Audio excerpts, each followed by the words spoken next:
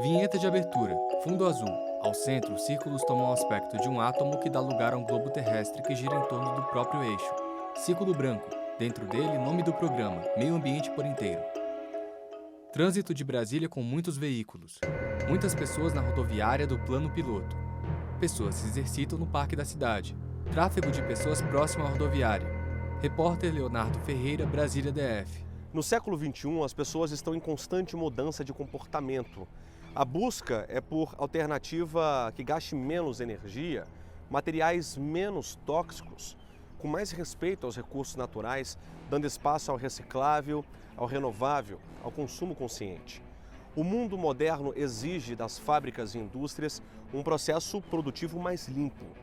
O Meio Ambiente por Inteiro dessa semana fala sobre um assunto que tem tudo a ver com isso: ecodesign. Célia Matsunaga, mestre em design gráfico. Todo esse ciclo, toda essa cadeia de uma forma coerente e que ela impacte menos o meio ambiente. Então isso a gente pode considerar como um processo de ecodesign. O ecodesign surgiu em 1992, nos Estados Unidos. Foi uma busca de empresas norte-americanas por novos métodos para projetar produtos chamados ecoeficientes.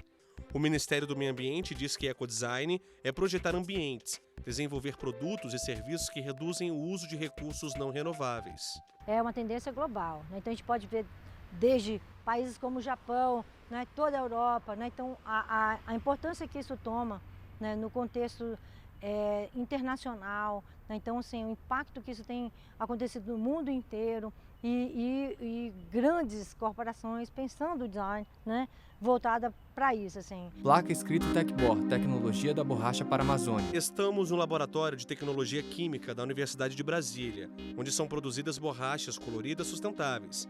Há 25 anos, a busca é por novas tecnologias que possam permitir melhor condição de trabalho e renda aos seringueiros do norte do país, considerados pelos especialistas como guardiães da floresta amazônica. Floriano Pastore Júnior, professor de Química Tecnológica, a borracha UNB. dá renda para essas famílias.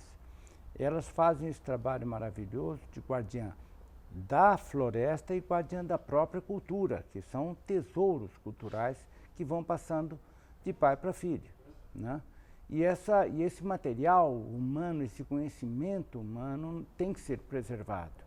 Então, se nós abandonarmos a Amazônia à própria sorte, a produção da borracha à própria sorte, ela não vai sobreviver. Borracha azul e retangular passa entre uma prensa em rolo circular. Floriano explica que, como qualquer produto do extrativismo, a borracha da Amazônia não tem competitividade.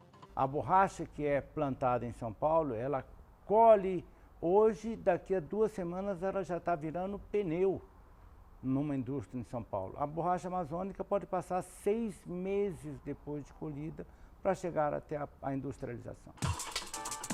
No laboratório do UNB, pesquisadores e alunos fabricam folhas de borracha. O látex é colhido da seringueira e vem para esse galão.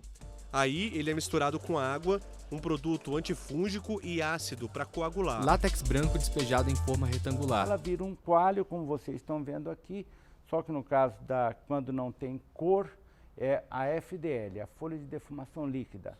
Essa daí é uma borracha intermediária que é produzida diretamente pelo seringueiro e vai ser industrializada para a fabricação de calçados, de solados especiais. Já o produto com corante é utilizado na fabricação de acessórios, como colares, brincos e pulseiras. Todas as tecnologias desenvolvidas têm como foco a Amazônia. É por isso que esse trabalho faz toda a diferença na vida dos seringueiros. As populações tradicionais, as comunidades de populações tradicionais é que têm este conhecimento. E se elas se forem com a floresta sendo destruída, elas vão ser... Imagens Flávia Amadeu. Vão virar garimpeiros ou destruidores da floresta através da agricultura exagerada, através de garimpos. Na verdade, a borracha se tornou... Flávia gravou esse vídeo para o Meio Ambiente por Inteiro da Amazônia. Ela é designer de joias e outros produtos que tem como matéria-prima a borracha de lá. Flávia incentiva comunidades locais a explorar e proteger a floresta. Eu amo esse trabalho porque ele gera renda na floresta. Ele inclui as mulheres no trabalho com a borracha na cadeia produtiva. Flávia Amadeu, designer de joias. E protege a joias. floresta, né? A partir do momento que os seringueiros, as famílias têm uma renda dentro da floresta, dos produtos da floresta, eles passam a ser mais valorizados por isso, ele deixa de desmatar, de migrar para os grandes centros. Homem despeja látex em forma retangular. Borracha faz dinheiro e a pesquisa com ela é promissora. Homem pendura borracha em varal. Temos uma proposta de tecnologias especiais, inéditas até em termos internacionais, junto ao Ministério da Agricultura. Aí já é para seringais de cultivo. Nós estamos, além de continuar trabalhando para a Amazônia, nós queremos nos voltar aos seringais de cultivo, que são dezenas de milhares de pequenos veicultores no Brasil que precisam também de tecnologia. O trabalho desenvolvido pela Universidade de Brasília segue ao pé da letra o que diz a legislação brasileira. Nossa reportagem conversou com essa advogada, especialista em direito ambiental. Ela explica que o artigo 225 da Constituição Federal fala que todos têm direito a um ambiente ecologicamente equilibrado. Quem entra nessa coletividade, né? Carolina Alvarenga, consumidores, advogada. entidades públicas, entidades privadas, e a gente poderia dizer que os ecodesigners também se enquadrariam aí.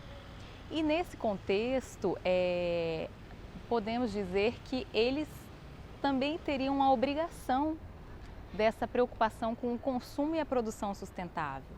Homem abre portão. Não é mais opção, é compromisso social. E esse assunto o Pablo domina. Pablo monta uma cadeira. Ele afixa os suportes de madeira no assento. Ele tem 39 anos, trabalha há 25 com artes, é formado em design de interiores. Na oficina, no Guará, no Distrito Federal, um show à parte. São expostos alguns trabalhos feitos por Pablo. Como que é a sua rotina?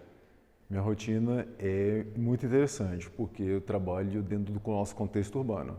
Então, uma ida a determinados lugares pode nos trazer elementos, surpresas, criativos. Pablo Oliveira, e a rotina design faz de com que interiores. Eu crio uma concepção plástica, uma concepção de ideias para implementar no meu trabalho. O olhar é criterioso, concentrado. Pablo enxerga potencial em materiais que passam despercebidos por nós. Será que o pessoal de casa sabe o que é esse daqui? Olha, Léo, eu acho que provavelmente não. Todo mundo tem um, utiliza diariamente, mas surpreendentemente isso aqui é uma estrutura de colchão.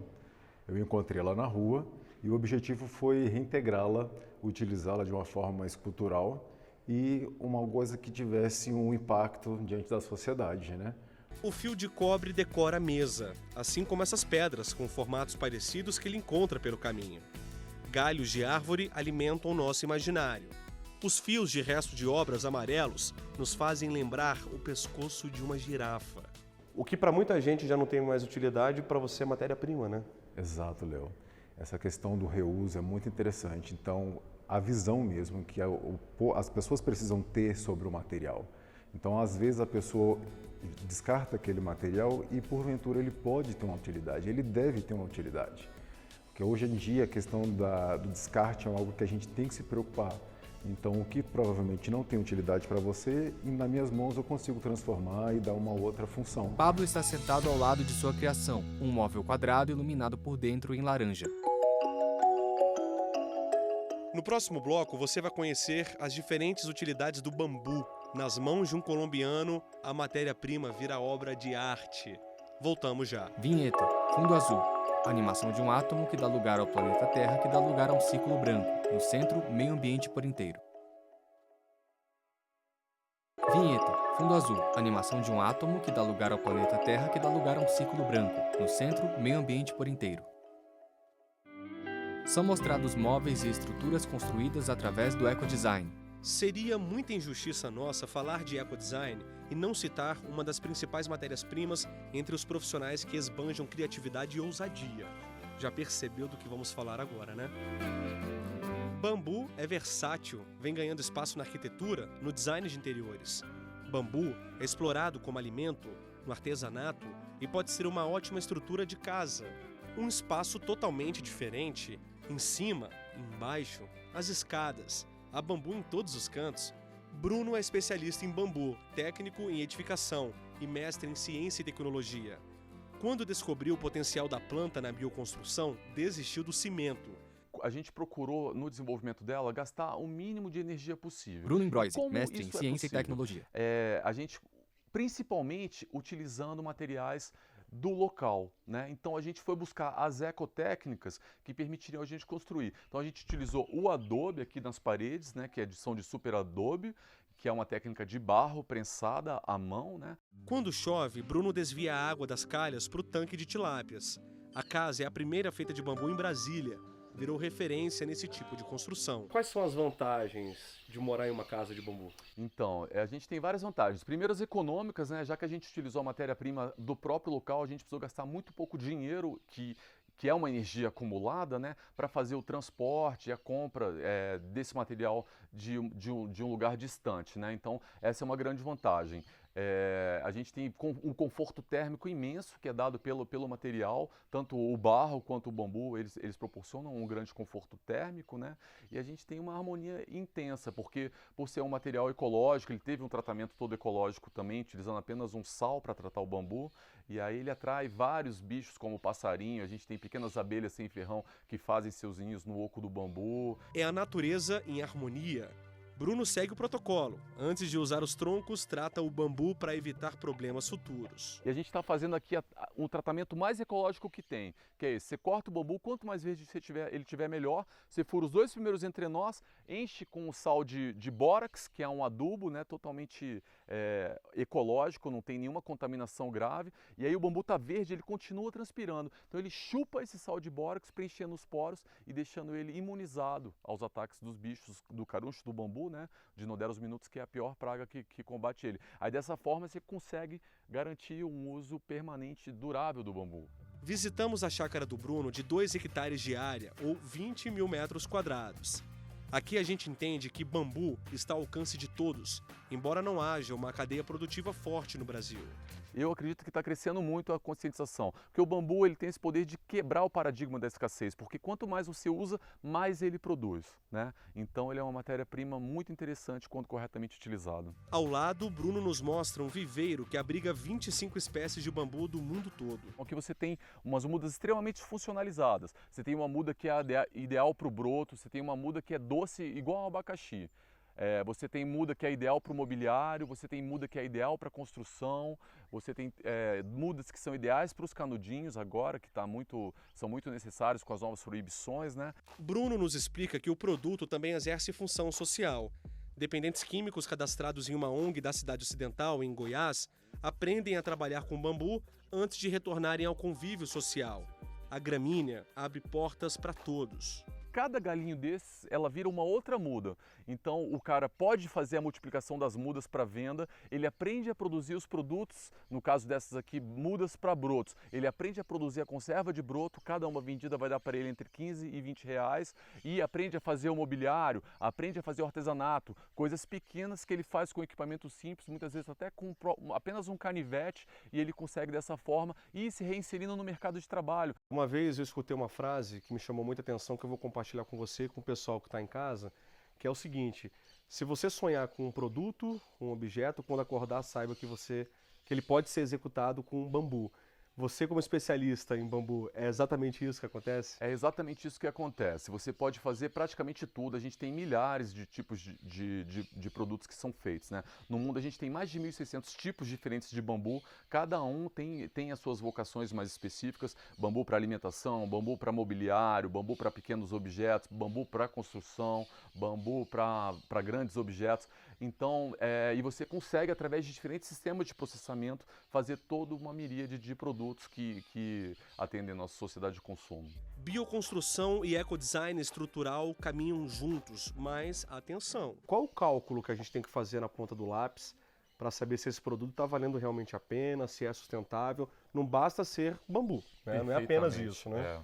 Para a gente ter um design realmente ecológico, tá? Um design ambiental ou um ecodesign, a matéria-prima ser renovável é um dos pressupostos, tá? E nisso o bambu atende completamente. Mas ao mesmo tempo, é preciso que você consiga fazer o cálculo da pegada de carbono desse projeto. Como foi o processamento dele? Quantas horas de máquina, quanta energia elétrica, quantas pessoas e insumos ele utilizou, né? Você consegue fazer uma coisa igual você faz de fibra de carbono, você faz também com a fibra do bambu. Homem manuseia luminária feita em bambu. Lembra que agora há pouco falamos que quase tudo pode ser feito de bambu? Preste atenção nesta luminária. Estamos no Paranoá, a 15 quilômetros da área central de Brasília. O estúdio onde são fabricadas essas peças são de um homem que transforma matéria-prima em obra de arte. O Juan Pablo é colombiano, conhecedor de bambu desde a adolescência. Trabalhou no país vizinho com artesanato muito tempo. Depois, formou-se em gastronomia. Foi de mudança para a Espanha, trabalhou em alguns restaurantes. Tudo caminhava bem, mas Juan Pablo não se sentia realizado. A vida preparou um novo encontro dele com artesanato. É maravilhoso trabalhar com gastronomia, Juan mas Pablo, minha pegada artesão. era mais isso aqui, né? Fazer coisas com as mãos mesmo, né? Produtos que eu conseguisse vender. Na época, Juan Pablo conheceu um brasileiro que lhe fez uma proposta irrecusável: montar uma oficina. A parceria estava feita. O ano, 2014. De lá para cá, Juan Pablo foi conquistando espaço no mercado. Hoje trabalha sem sócio e tem uma clientela fiel. Para fazer coisas como essa, você tem que gostar muito do que faz, né? Eu acordo todo dia às 6 horas da manhã e posso chegar a ficar aqui até 8 horas da noite. Eu posso fazer até 14 horas na oficina. E quando acaba o tempo, eu penso, poxa, que pena que acabou o dia, né? Porque tem que gostar muito, parece que o tempo não existe mais. As peças são feitas sob encomenda e os preços variam de acordo com os materiais e o trabalho empregado. A atividade exige paciência, criatividade e capricho. Aqui a gente vê uma belíssima mesa de centro, né? Muito bem pensada, acabamento impecável. As suas peças são assim, né? Você às vezes dorme, no outro dia acorda já com uma ideia na cabeça, executa, o resultado é esse. Sim, acho que termina sendo a compilação de muitas imagens que todos temos na cabeça. Acho que tem a ver muito com a capacidade de observação, né? Você observa e você consegue estruturar, você consegue executar na oficina, né? E só colocar um pouquinho de capricho no acabamento. Acho que qualquer coisa que você coloque acabamento, que você corte direitinho, que você fure direitinho, então se você usa um material de qualidade, com certeza o produto final termina sendo de muita qualidade. Além de decorar e dar vida a ambientes, Juan tira das ruas materiais que a população enxerga como lixo. Muitas madeiras, por exemplo, já vieram para a oficina. Quando a gente acha um pallet, a gente acha alguma casa que vão demolir, né? A gente aproveita a madeira de demolição e coloca nas pernas ali, um pedacinho ali, né?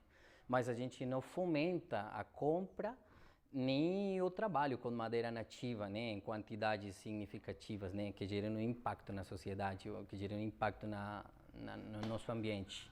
Juan faz o que ama. O trabalho é quase um hobby para quem deixou tudo para trás para viver aqui. E você se adaptou ao Brasil, Juan?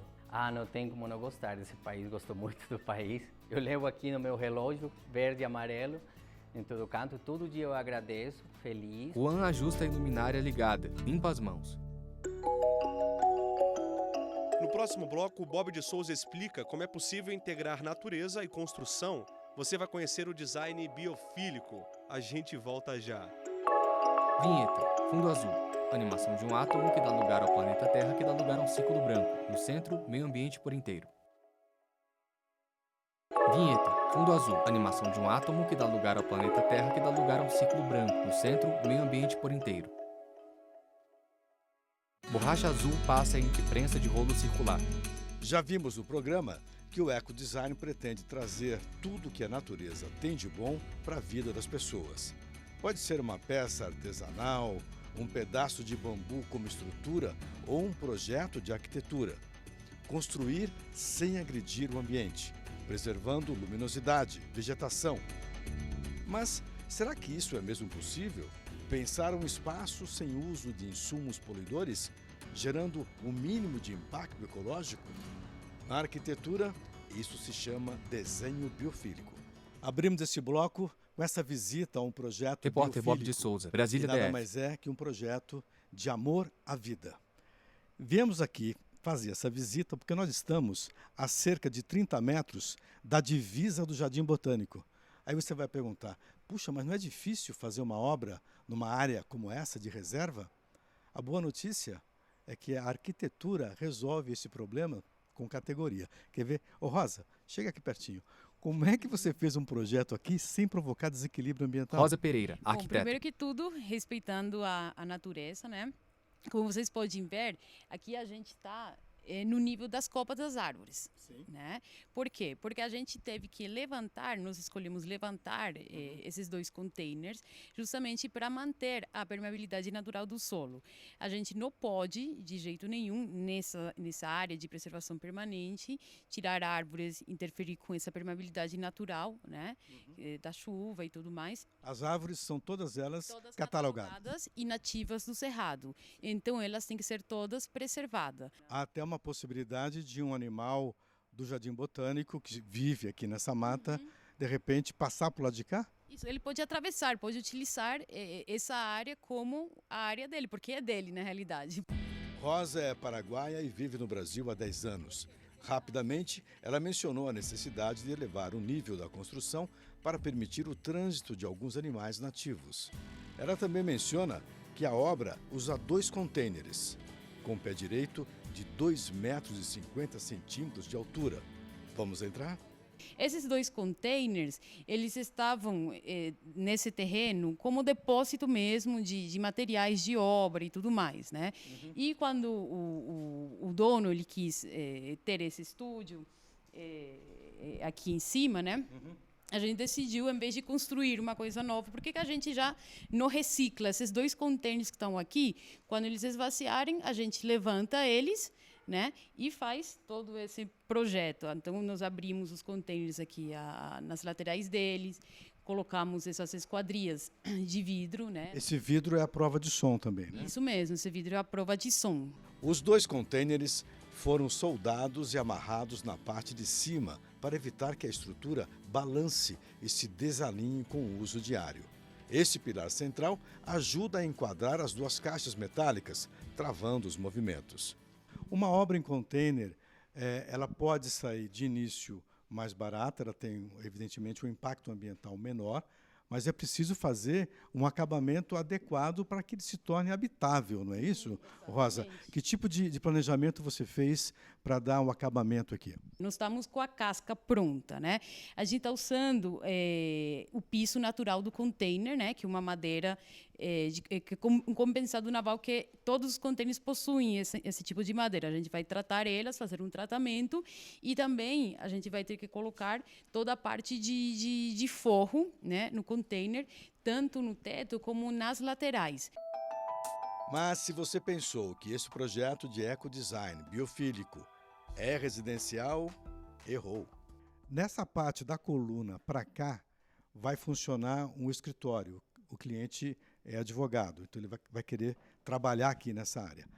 Da parte da coluna para trás, e o Paulo vai mostrar para a gente agora, essa parte aqui é a parte que vai funcionar um estúdio de música, porque o cliente também é músico. Então, é uma demanda muito específica, né, Rosa? Você teve algum desafio maior, algum problema para atender essa demanda, não? Na realidade, o maior problema aqui foi estruturar o container. Normalmente, uma obra em container custa 30% a menos que uma construção tradicional, com base em areia e concreto. Além da redução da despesa financeira, há ainda o benefício ambiental, com menos emissão de carbono pelo uso de insumos mais sustentáveis e recicláveis.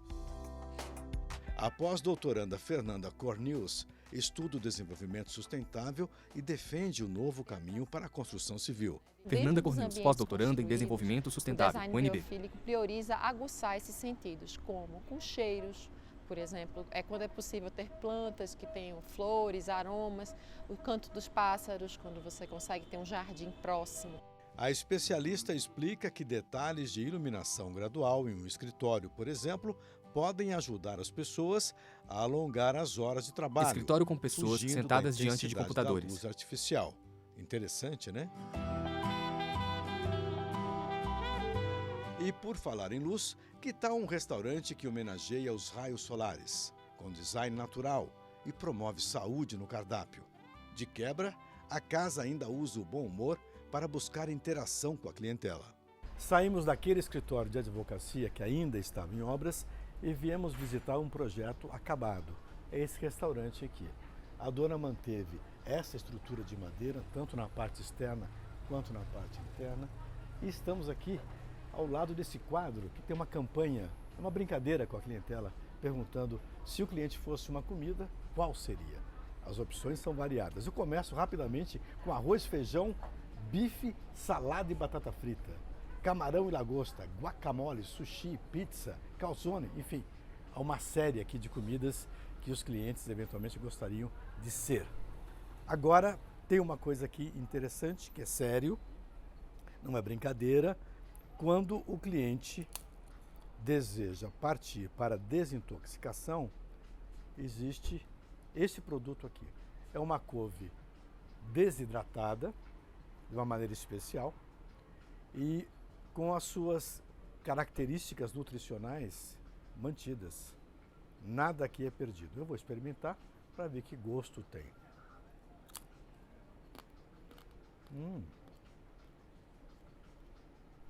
Muito saborosa. Lembra um tempurá, com uma grande diferença. Nada de gordura, não é frita. Outra coisa séria está aqui neste cálice. Se o cliente tiver um problema de garganta, a dona recomenda que ele venha e experimente essa bebida aqui. Gengibre, pimenta caiena e limão siciliano. O espaço é decorado com madeira do mesmo tom.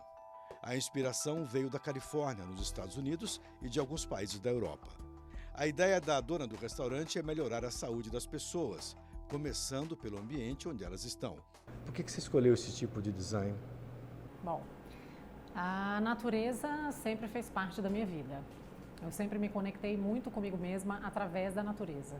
Então, quando eu resolvi abrir esse espaço, eu quis muito trazer essa natureza para dentro, como forma de conexão mesmo e de aconchego, que eu acho que ela também traz isso. Renata Dantas, empresária. Então, sempre foi, e a madeira, inclusive, também nesse quesito aconchego, eu acho que ela traz muita. Eu escolhi a madeira clarinha para ficar algo mais leve, menos sóbrio. Para combinar com essa leveza do ambiente, o cardápio cru assume a função de carro-chefe. Então, acredito que a comida crua ela tem esse poder de vir com uma dose maior de nutrição. Eu acho que eu sempre quis entregar o alimento mais próximo ao seu estado natural possível. Pessoas se servem entre vários tipos de salada. E assim chegamos ao final do Meio Ambiente por Inteiro. Para rever este e outros programas, acesse tvjustiça.jus.br. E se quiser mandar um e-mail para a gente, o endereço é meioambienteporinteiro@stf.jus.br. Acesse também o nosso canal no YouTube, TV Justiça Oficial. Até a próxima! Créditos: produção Marcela Luiza, reportagem Bob de Souza e Leonardo Ferreira, cinegrafia Lúcio Ribeiro e Paulo Dutra, assistência técnica Josenildo Júnior e Juvenal Alves, edição de pós-produção Paulo Mendonça, videografismo Leonardo Veloso, núcleo de programação Rosa Wazer, núcleo de produção de programas Soraya Fonseca, supervisão Coordenadoria de TV e Rádio, Secretaria de Comunicação Social, STF, realização TV Justiça 2019, audiodescrição Visuáudio, narração e roteiro Kainan Leão.